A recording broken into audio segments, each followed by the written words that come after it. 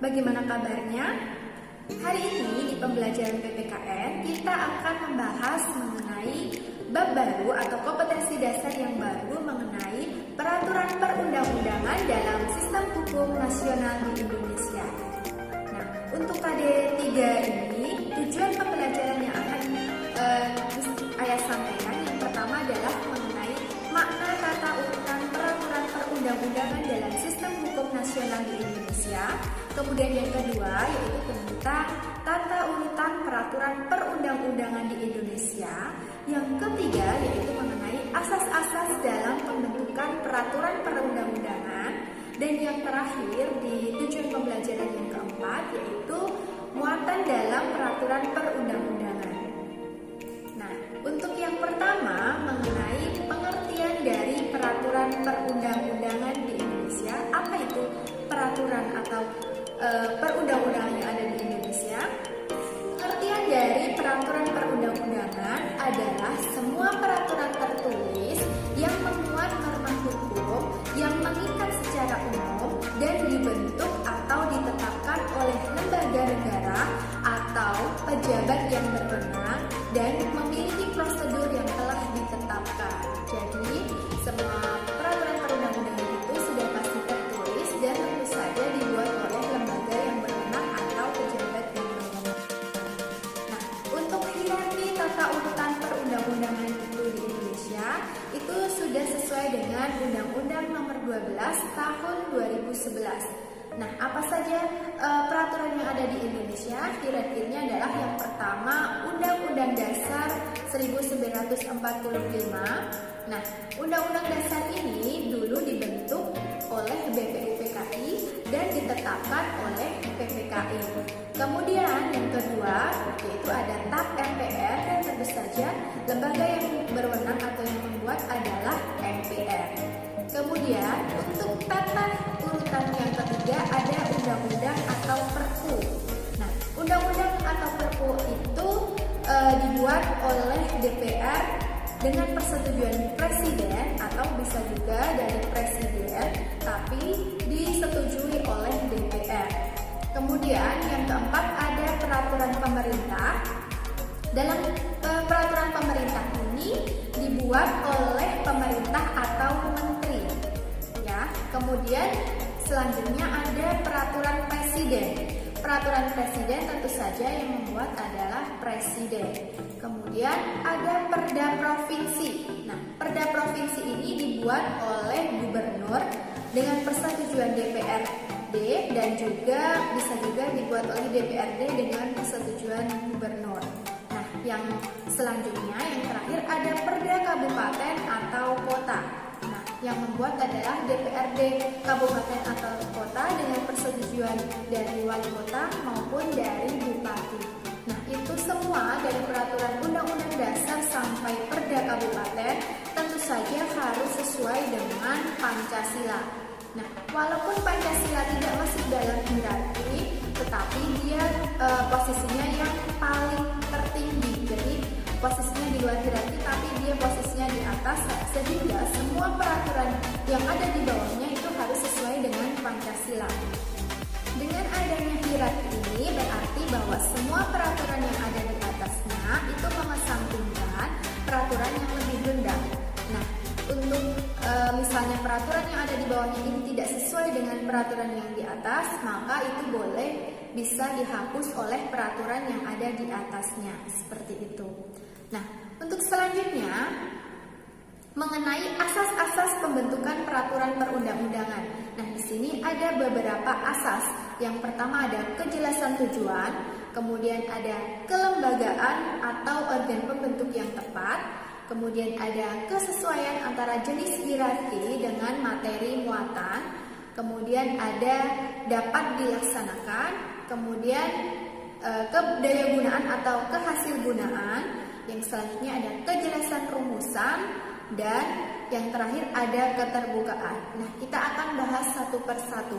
Nah, untuk kejelasan tujuan itu artinya bahwa setiap pembentukan peraturan itu harus mempunyai tujuan yang jelas yang hendak dicapai. Kemudian ada kelembagaan atau organ pembentuk yang tepat, itu artinya bahwa semua peraturan itu harus dibuat oleh lembaga negara atau pejabat yang berwenang. Dan ini peraturan dapat batal apabila lembaga yang membuat itu tidak berwenang atau tidak mempunyai kewenangan dalam membuat peraturan.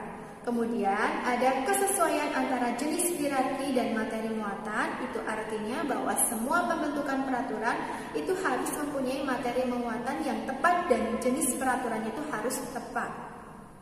Kemudian dapat dilaksanakan, itu artinya semua pembentukan harus memperhatikan efektivitasnya, artinya bahwa semua peraturan itu secara umum bisa dilaksanakan di dalam kehidupan bermasyarakat. Nah, yang selanjutnya ada kedayagunaan atau kehasilgunaan, itu artinya bahwa semua peraturan itu memang benar-benar dibutuhkan di dalam atau bermanfaat dalam mengatur kehidupan bernegara dan berbangsa dan bernegara. Kemudian ada kejelasan rumusan, itu artinya bahwa semua peraturan perundang-undangan harus memenuhi syarat teknis dari misalnya dari sistematikanya, kemudian pilihan katanya dan bahasanya itu harus jelas dan mudah dimengerti. Nah, ada keterbukaan, itu artinya bahwa semua pembentukan peraturan perundang-undangan itu harus dimulai dari perencanaan, kemudian sampai pembahasan dan sampai ke pengesahan itu harus bersifat transparan, artinya bahwa semua masyarakat itu bisa melihat proses pembentukan peraturan yang ada di Indonesia, seperti itu.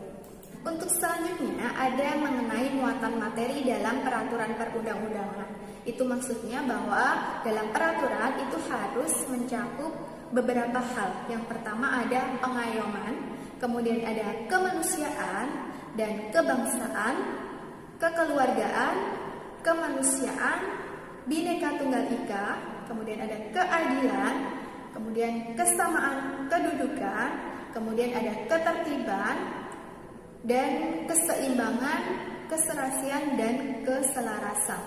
Nah, kita akan jelaskan satu persatu. Dari yang pertama ada pengayoman. Pengayoman adalah bahwa setiap peraturan itu harus memberikan perlindungan. Kemudian kemanusiaan itu artinya bahwa semua peraturan itu harus mencerminkan hak asasi manusia. Kemudian kebangsaan. Kebangsaan adalah semua peraturan hendaknya mencerminkan sifat dan watak Indonesia yang menjaga prinsip Negara Kesatuan Republik Indonesia. Kemudian ada kekeluargaan yang artinya bahwa semua peraturan itu harus mencerminkan musyawarah mufakat. Apa itu musyawarah mufakat? Musyawarah itu berarti bahwa ketika dalam penyampaian pendapat itu baru proses pengumpulan pendapat dari beberapa orang.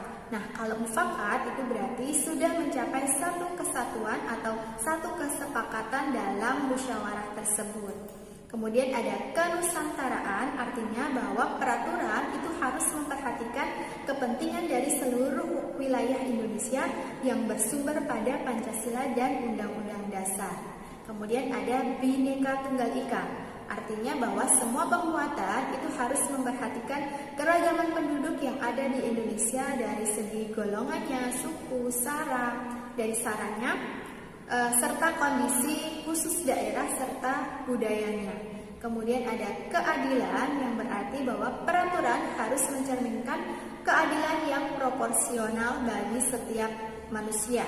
Kemudian ada kesamaan penduduk yang artinya bahwa tidak boleh membeda-bedakan latar belakang seperti agama, suku, kemudian dari budayanya.